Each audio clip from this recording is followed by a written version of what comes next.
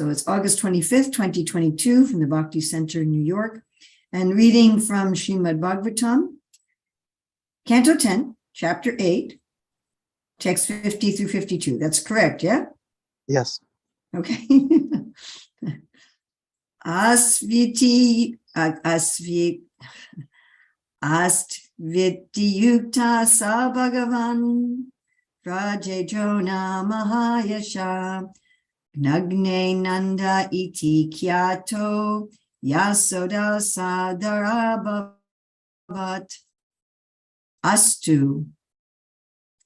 When Brahma agreed, yes, it is all right.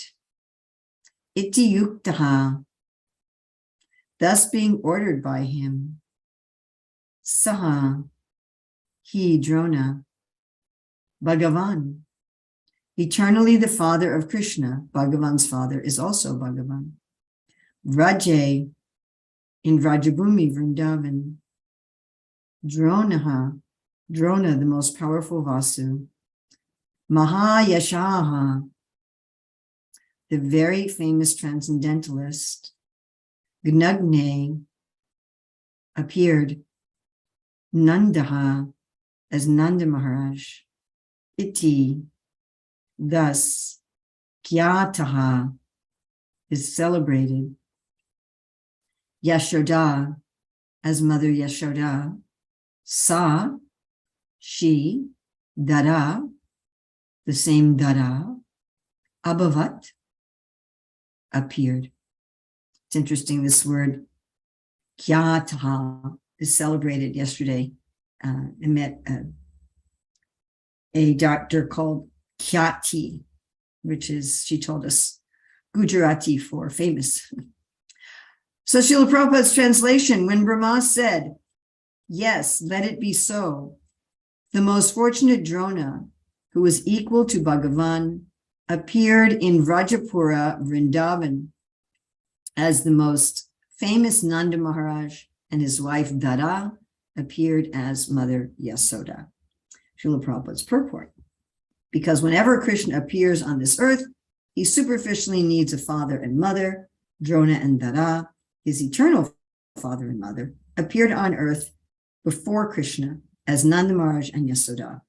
In contrast to Sutapa and Prishni, they did not undergo severe penances and austerities to become the father and mother of Krishna.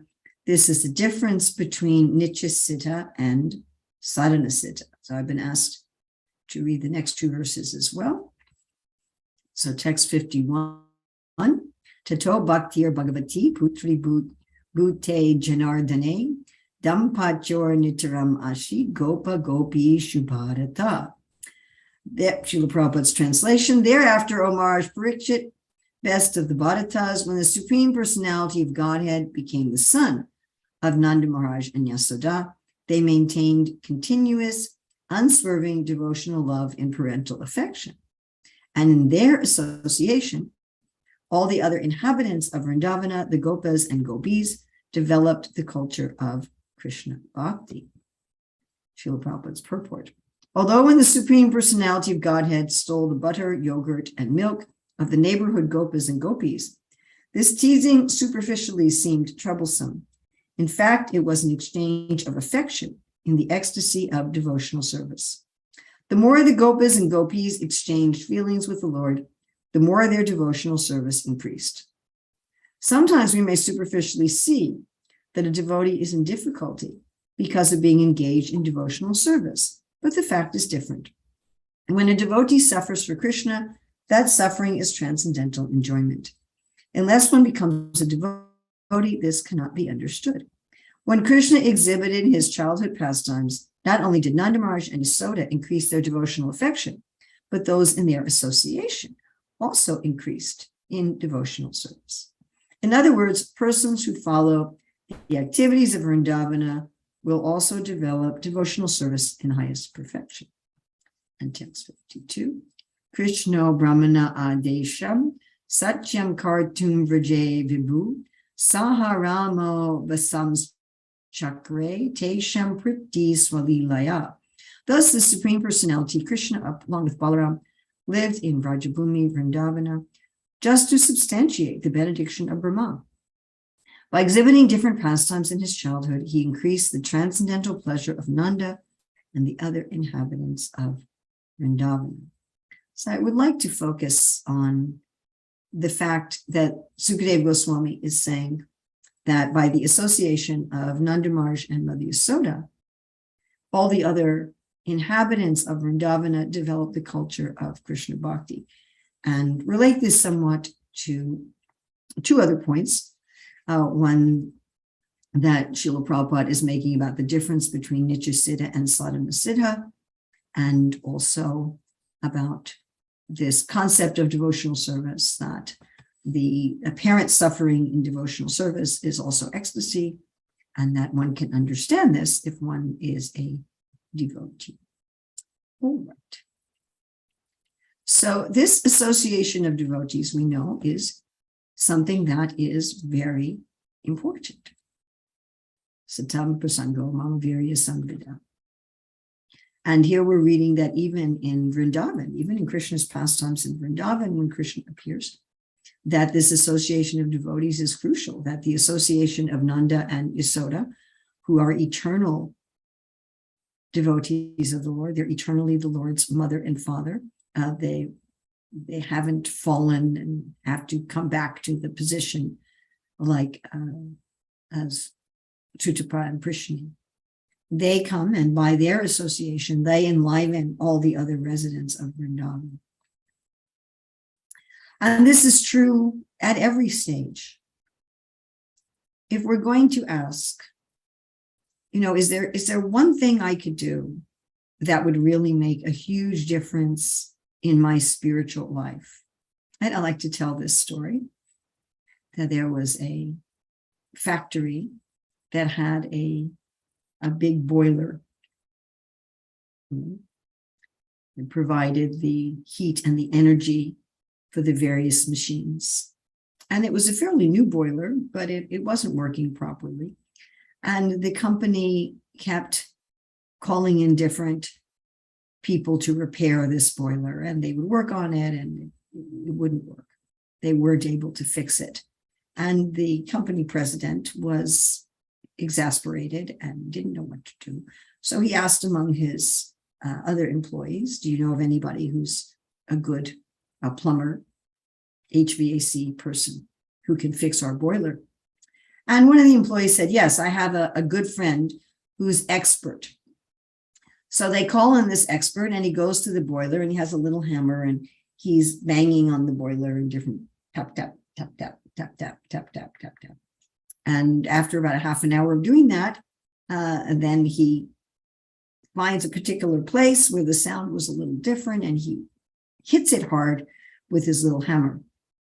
And then he says to the company manager, he says, here's my contact information. If the boiler is still working in 2 weeks, let me know, and then I will send you an invoice.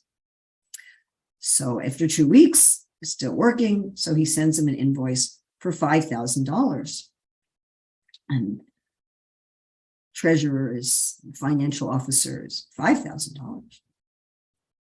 So he discusses it with the company president. The company president says, ask him for an itemized invoice. So the financial officer contacts the plumber and says, can you send us an itemized invoice? The plumber sends back.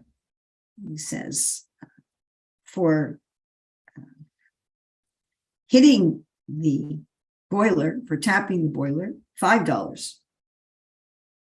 For knowing where to tap the boiler, $4,995. So knowing where to tap it, what to do. We find in the teachings of the Bhagavatam, the teachings of Rupa Goswami, processes are given for attaining to perfection. Right? There's 4 main processes, right? Karma yoga, detached work, Dhyan yoga or meditation, Gyan yoga, philosophical detachment, and Bhakti yoga. And of course, sometimes these are combined. Like if you read Lord Kapila Dev's instructions on Sankhya yoga, you'll see it includes everything except for Karma yoga. It's got meditation, it's got philosophical detachment, and it's got worship of the Lord. And so it's got elements of bhakti, gyan, and dhyan. And we have like karma mishra bhakti, gyan mishra bhakti, yoga mishra bhakti, etc. So there's different processes. And then, of course, Krishna says, yoginam api sarvesham madgatena antaratmana shraddhavam bhajate yamam sadhana yuktatamo mataha and bhaktimam abhijananti yavanyas chasmi tatvatat tomam tatvatom natvam vishate tadanantaram. So Krishna is declaring that of all the four processes and any mixtures of them, that bhakti is supreme. If we want to fix our boiler, if we want to attain enlightenment, if we want to go from being a conditioned soul to being a sadhana siddha. But then in bhakti, there are so many processes. There are 64 processes, as I said, given by Rupa Goswami. Prahlad Maharaj identifies 9 processes, Shravanam, Kirtanam, Smaranam, Bandhanam, Padasevanam, etc., in his discussion with Hiranyakashipu.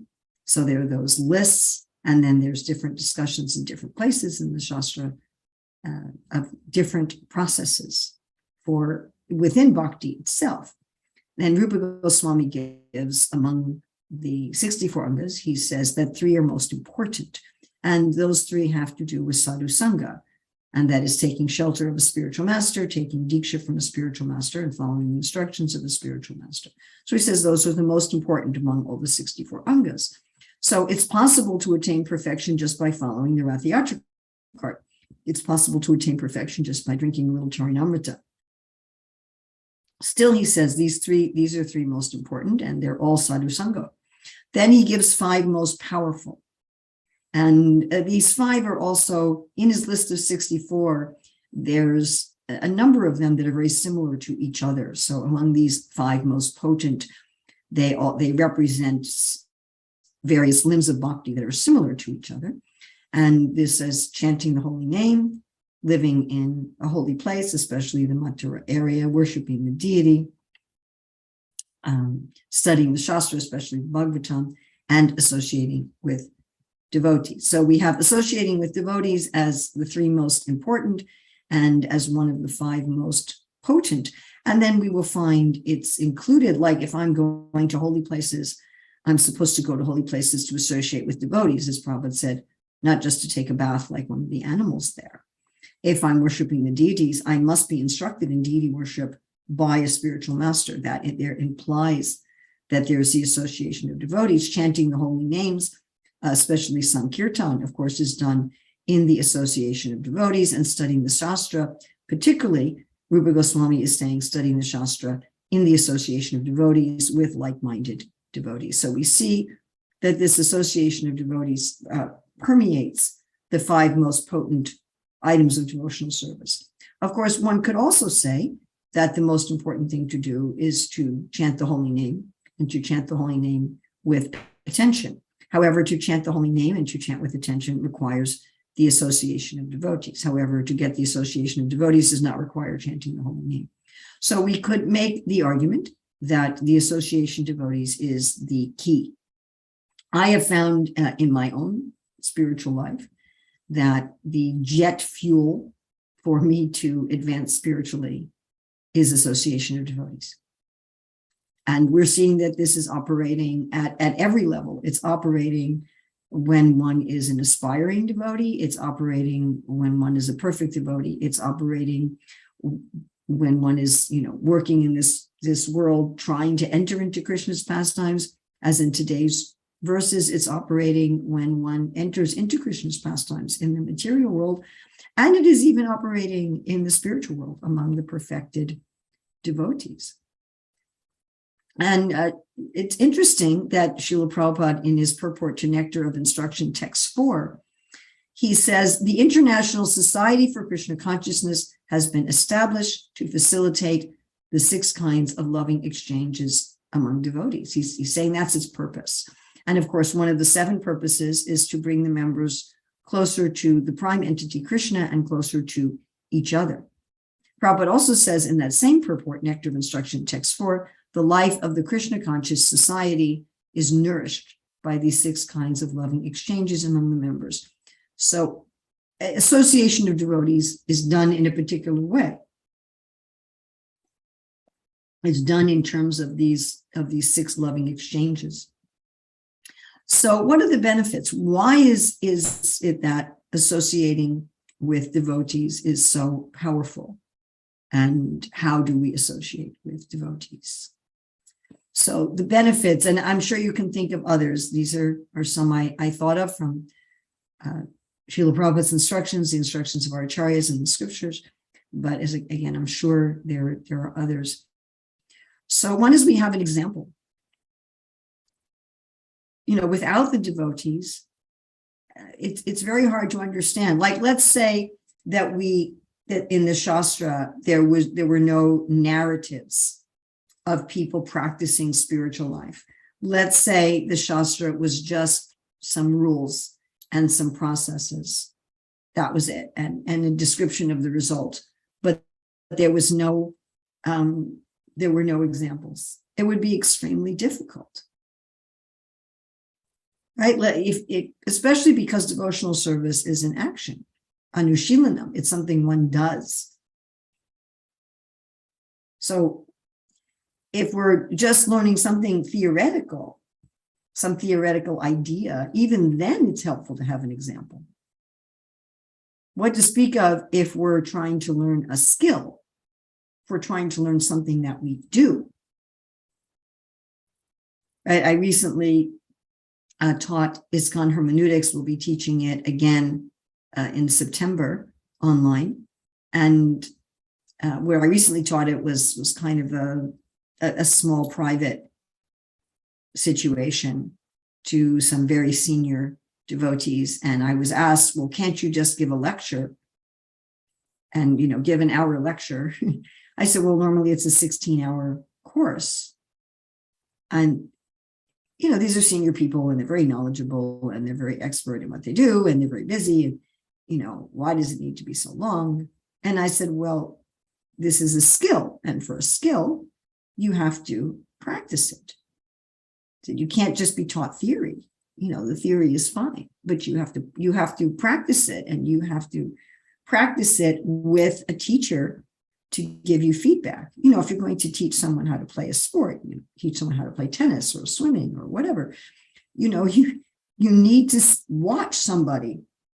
So my oldest son and his kids they very much like tennis, and they like to observe expert tennis players, how they play, and they can watch. Oh, they do it like this, they do it like this, they do it like this.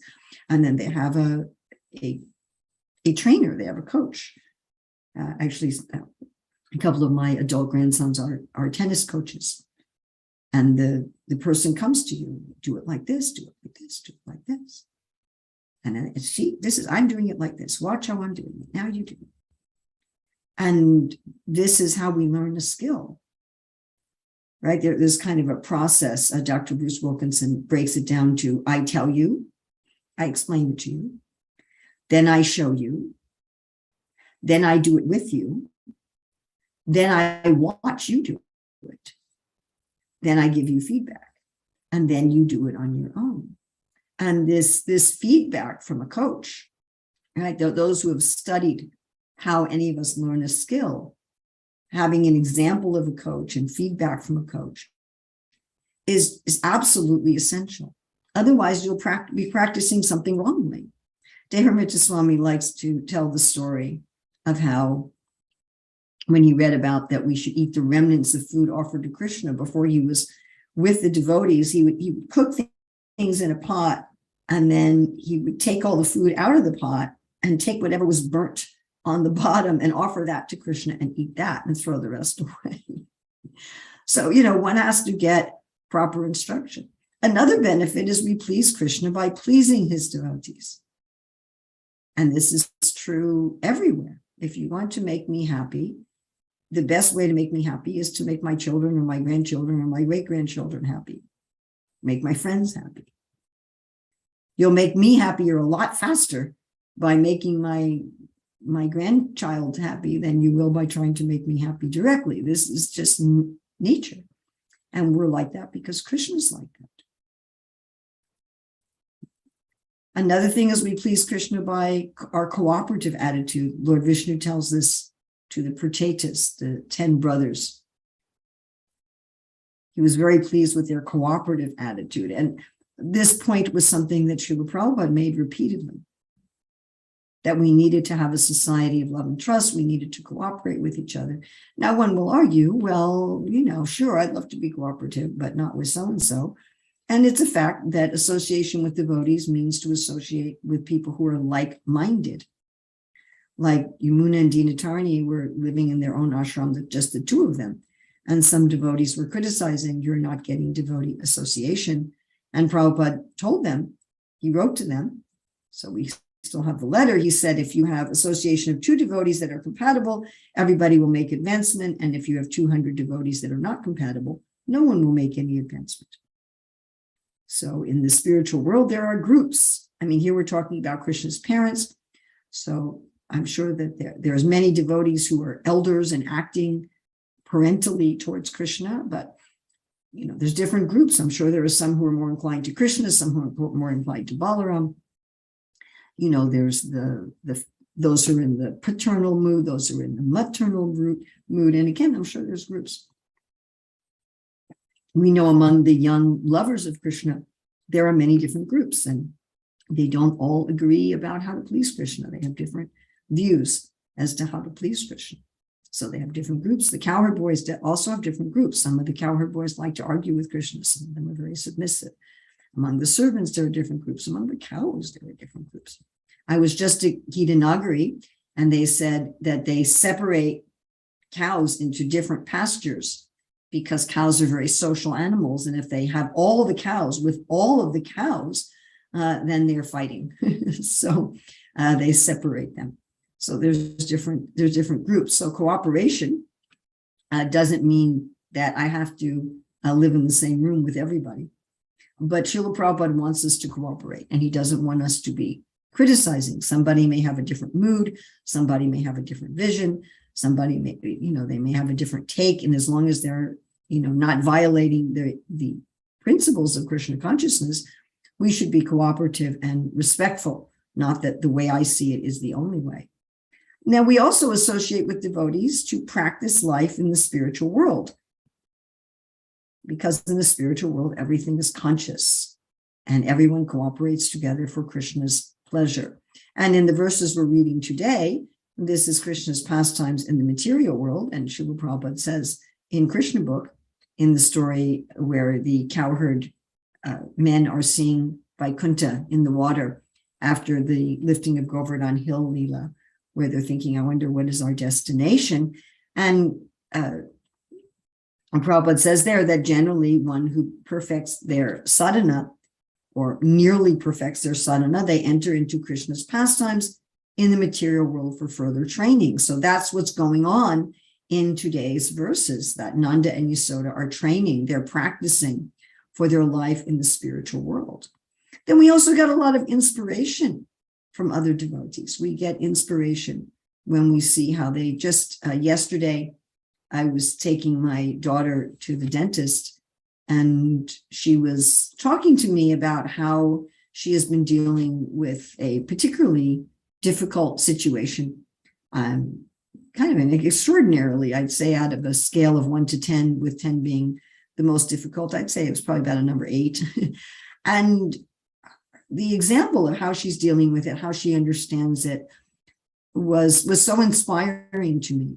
I thought, wow, she is really living the Krishna conscious philosophy in her understanding. And we get inspired by that. We also get inspired by how other devotees are attached to Krishna. Somebody talks about Krishna with so much love and affection, and we're just like, oh, wow, I want to love Krishna like that. I want to be attached to Krishna like that. And this is true even at the level of very advanced devotees. In fact, at the advanced stages of sadhana in Raganuga sadhana, so Raganuga sadhana is a practice it's still practice devotional service, but it's practiced by one who has understood something, Prabhupada said, something of their eternal relationship with Krishna. And when that happens, the impetus for bhakti changes from primarily philosophy to primarily attachment. Now, there's some attachment from the beginning, of course, and philosophy continues, but it becomes much more, I'm serving Krishna because I want to love Krishna in a particular way, rather than I'm serving Krishna because I am convinced that Krishna consciousness is the right thing to do. And how does the practice itself differ in Raganuga sadhana? So there's two ways that it differs. And one is that one especially does the items of bhakti that nourishes their eternal relationship. But the other way that's germane to today's discussion is that one especially meditates on, reads about, talks about the other devotees who are similar to oneself. We're talking about compatibility. And if one is inspired to be in the role of like a mother of Krishna, then one will specifically meditate on Mother Yasoda, Mother Rohini. Prabhupada writes about this in 10.9.3. But this is a general principle of Raganuga sadhana. So in that way, one becomes inspired. And Rupa Goswami, in explaining what inspires us in bhakti, he says, well, there's Krishna himself. That's the technical term, is Vishaya, of the alambana, of the vibhava. And what also inspires us are devotees who have a mood similar to ours. And the technical term for that is the ashraya, of the alambana, of the vibhava. And devotees who don't have a similar mood to us can also inspire us in bhakti as what's called udipana of the vibhava, which means a general stimulus. Like one can be inspired by seeing Krishna's peacock feather, one can be inspired by hearing the philosophy of Krishna consciousness, and one can be inspired by the devotees in general. So how do we associate with devotees is explained in the Nectar of Devotion, text 4. We give them prasadam, especially prasadam and that they like. That Krishna would do this, Mahaprabhu would do this. And we accept the prasadam that they have given us with gratitude, with appreciation, with love. We give them gifts that they like, that are useful to them. And we accept their gifts with gratitude, with appreciation, with love. Gifts are not only tangible objects, gifts can be of time, of energy, of care. And we hear them revealing their mind. And if their revelation of their mind is disturbing, we find Krishna in it somehow. Even if they haven't found Krishna in it, we do. And we reveal our mind to them, ensuring that we reveal our mind to others in a way that enlivens them. So this is how we associate with devotees. And then we also become, just like in today's verse, especially in the purport 251, we also become enlivened. And this is true of the practicing devotees, and it's true of the perfect devotees. It's true of the Nityasiddha devotees. They're also, their stimulation, their vibhava in the alambana category, in the ashraya category, is there other advanced devotees like themselves. And then Prabhupada makes the point here that one thing we will understand is that this so-called suffering, what does Prabhupada say? Sometimes we may superficially see that a devotee is in difficulty because of being engaged in devotional service, but the fact is different. When a devotee suffers for Krishna, their suffering is transcendental enjoyment. Unless one becomes a devotee, this cannot be understood. So I saw this with my daughter yesterday. I experienced that she was finding happiness in great difficulty because she was seeing Krishna there. So we can understand this. Prabhupada says one cannot understand this unless one's a devotee, but we have some idea of this even materially, that let's say I love somebody and I am busy doing something for them. Let's say I'm helping to plan some major event, their wedding or their 50th birthday party or something like that. And there may be suffering involved with this. And there may be difficulty. But because I'm doing it with love, I'm relishing that suffering. I mean, as I said, I took my daughter to the dentist yesterday. She had to have 2 wisdom teeth on one side of her mouth removed, and we were having some difficulty getting the medication for her, and it was really a big deal. It required lots and lots of phone calls to the doctor, and there was this problem and that problem. And my my daughter couldn't do it, and she couldn't even open her mouth and speak. So I was the one making all the phone calls, and we kept getting disconnected, and we kept getting to the wrong person, and they were giving us the wrong information. And then the pharmacy said they didn't have them. I mean, it was suffering. It was definitely suffering. And, I got in the car to go pick it up. And then as I'm going to pick it up, they call me and they say, we have a problem. And I have to get out of the car and I have to go back. And, finally I got it late at night. So that was suffering, but because I love my daughter and I care about her, it was also relishable. And my daughter's daughter, my granddaughter, kept saying, Grandma, we're so happy that you're here. We're so happy you're taking care of this. I'm glad that you're willing to deal with this difficulty and make sure that my mother's taken care of. And that was the happiness. In fact, we feel we like to take trouble for those we love. Taking trouble for people we love is a great pleasure. It is. You shop for someone you love, you cook for someone you love, you clean up the kitchen for someone you love. It's a great pleasure. And we learn this in the association of devotees because they love Krishna. And by their association, we learn to love Krishna.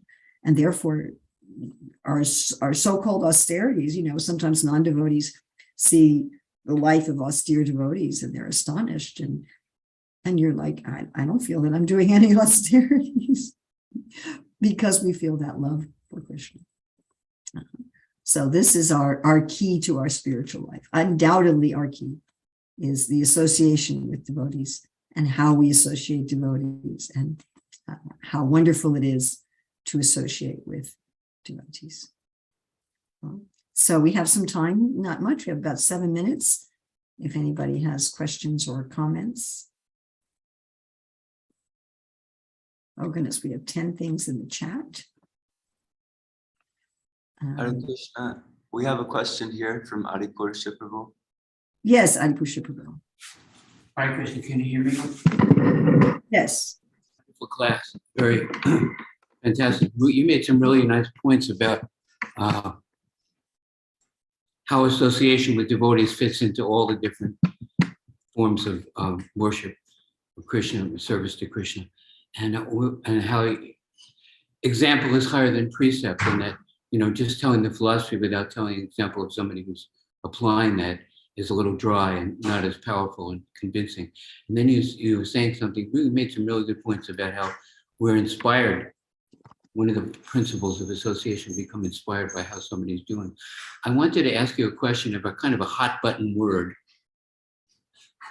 in regard to association with devotees. Prabhupada calls this thing Purva Paksha. You know that? Purva Paksha, the Sanskrit term, means he gives a class and then he tells the complete opposite, right? So association with devotees, being close to devotees, being influenced by devotees. Then the Purva Paksha is, ready for this word? Privacy. Yes. Privacy. Privacy. Privacy. As soon as somebody says, I need my private, what are they doing in the dark? Why do we want to hide what we're doing or be away, make the door closed, get the walls up, get at a distance, and then what happens, So the opposite of association would be, can you say something about the danger or how we have to be very careful about privacy, which people regard very important. Let's talk briefly about the benefit of privacy. I think it depends on a person. So, Indrajumna Swami once wrote in his diary that he sat in a garden alone for 10 minutes and realized it was the first time that he had been alone in 4 years. And I thought, if that happened to me, I'd go crazy. I'd go completely crazy. I actively need alone time to recharge. Actively. I mean, if I don't have some private time, I can't function. And that private time doesn't have to be alone in the dark. When I was traveling constantly, ironically, my private time was in airports when I was surrounded by thousands of people, but nobody knew me and nobody was talking to me. So, that, but we're different. And we also do need time with Krishna, our japa time, especially. I mean, we may chant japa in a room with other devotees, but that's not required. Our japa, very specifically, is our private time with Krishna. And we may have private time with Krishna on the altar when we're taking care of the deities. That may be also a private time that we're being with the Lord. We're taking care of the deities in our own home. You know, we can't take care of the deities without devotee association because we won't know how to, and we can't chant japa without devotee association because we won't know what to chant or how to chant.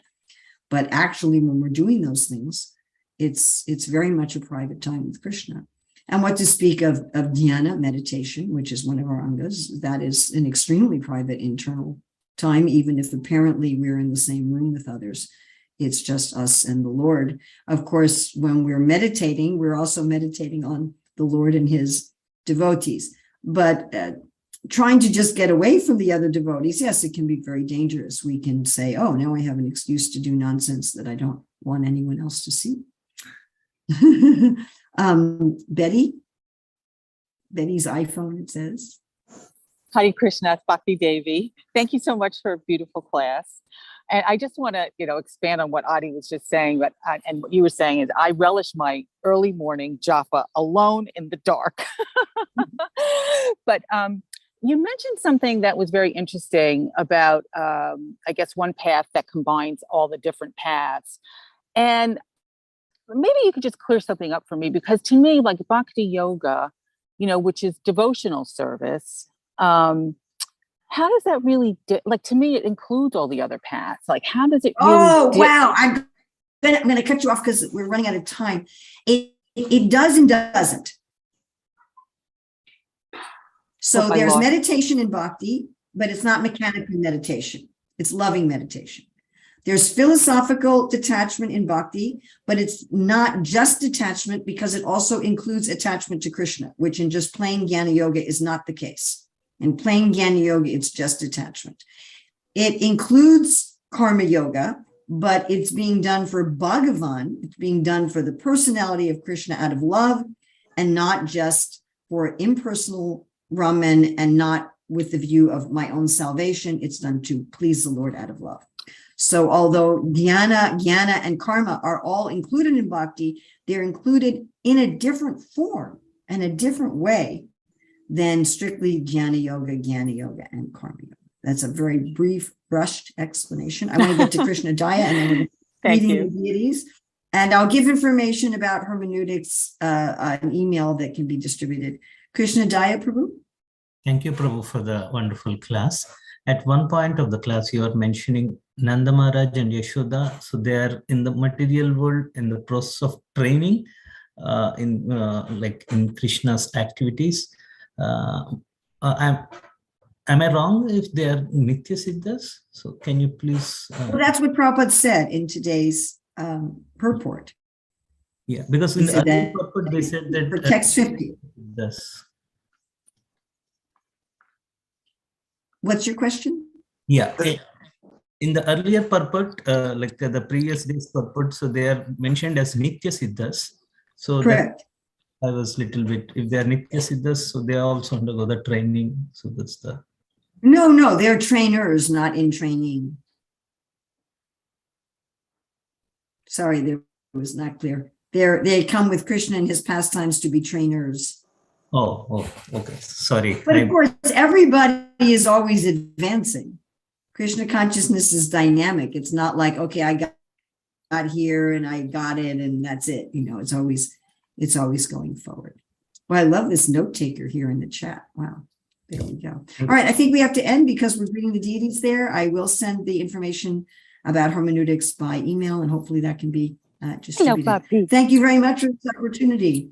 Srila Prabhupada ki jai. Śrīmad-Bhāgavatam ki jai. Nanda Maharaj Mother Yasoda ki jai. Urmila Devi Dasi Prabhu ki jai. Hermeneutics ki jai. All right. So devotees who are keeping their cameras off, what are you doing alone in the dark? Time to be seen by Krishna. Bhakti Center Temple, please show us darshan. Let us be seen by Krishna, if possible. How much you can. Are we going to open the curtain soon? Yeah. Still waiting a little bit. Okay. I have a question, Urmila Devi Dasi Prabhu. So when we see a devotee going through some difficulties, do we see it as, oh, he doesn't know, but he's enjoying, or she? That depends. That depends on to what extent that person is dealing with these external difficulties in devotion. Can you elaborate a little bit? Because we don't want to get callous, but we also want to keep Krishna in the equation. How to? I mean, it was strike the balance. interesting when I was saying to my daughter, you know, wow, I'm so sorry you're going through this difficulty, and she said, I'm very happy in my Krishna consciousness. She was kind of like, why are you feeling sorry for me? I'm taking firmer shelter of Krishna, and I'm seeing Krishna's hand in things. And as she was going on and explaining, but sometimes, you know, people are not doing that. And sometimes they're really wrapped up in the externals and feeling that they're a victim and feeling that, you know, and then we give them some comfort and we give them some compassion and we help them. So that depends on the person. And then there's also, of course, a very transcendental apparent suffering, which we really don't have time to talk about today. But if you go to my YouTube channel, if you go to my classes on the Nectar of Devotion, and especially the classes on the Vyavichari Bhavs and the classes on the secondary Sthai Bhavs, there's quite a bit of discussion there about emotions that appear to be negative and appear to be difficult, but are actually forms of ecstasy. Interesting. Will do. Thank you, Urmila Devi Dasi Prabhu. And thanks everyone for participating actively in this discussion. That's the real Śrīmad-Bhāgavatam.